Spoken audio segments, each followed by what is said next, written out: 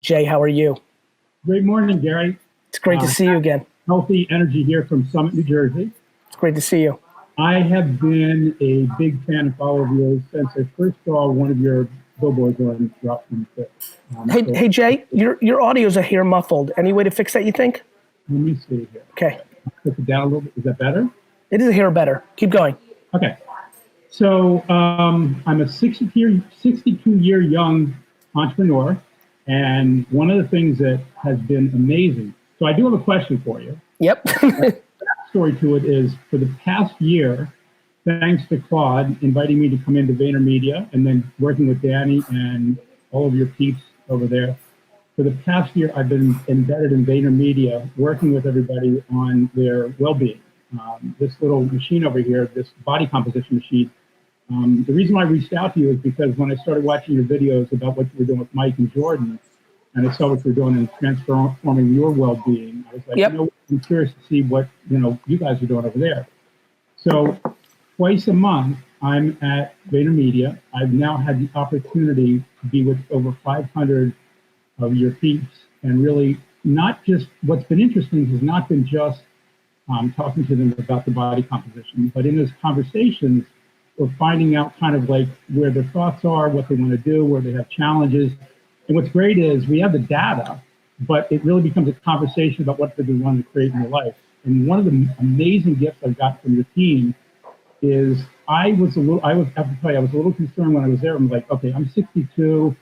These guys are all young. I deal well with people that are younger, but I was like, maybe they won't hear what I have to say. And what I found is a generosity of millennials with people that have other experience. I think there's an amazing opportunity to create and collaborate. And I've heard you say that in different conversations you've had with people you've interviewed, what you're doing over there. So my question that is, during these challenging times, during this window of opportunity, what do you see instead of people that are older that think that they can't, they don't know? Yeah. Yeah. What do you see as an opportunity to get more people that are younger and older in all ages, kind of like ageless entrepreneurism?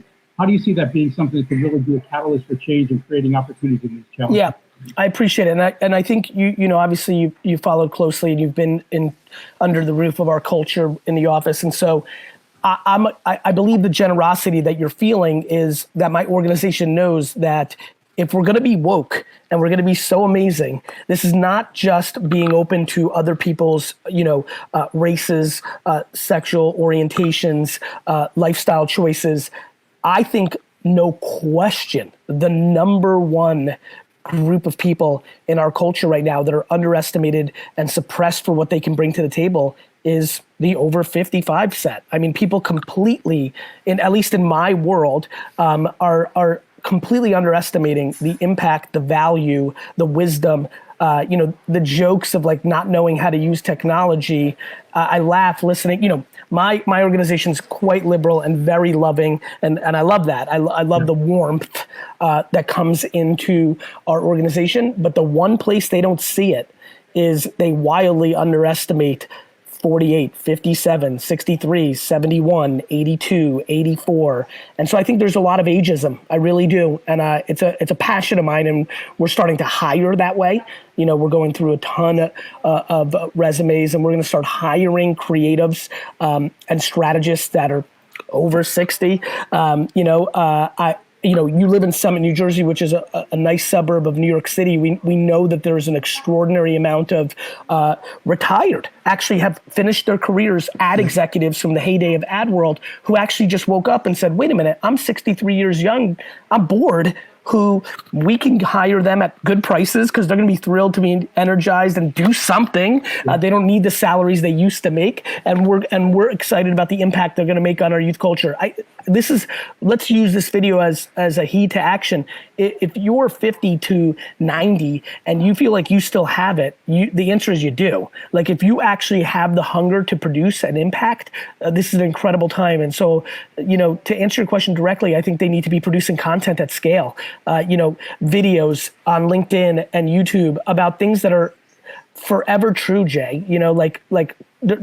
It's incredible to me how many things are true at 44 that I learned at 22, 32, 37, you know, and then that goes on and on and on. And so it's literally just a perspective. You know, there's so many people that dwell and think they were born into a bad situation, and instead of seeing the opportunity that the dirt under their fingernails allow them, they decide that the machine in life is unfair and they've been handed a bad hand and they don't know how to play that hand.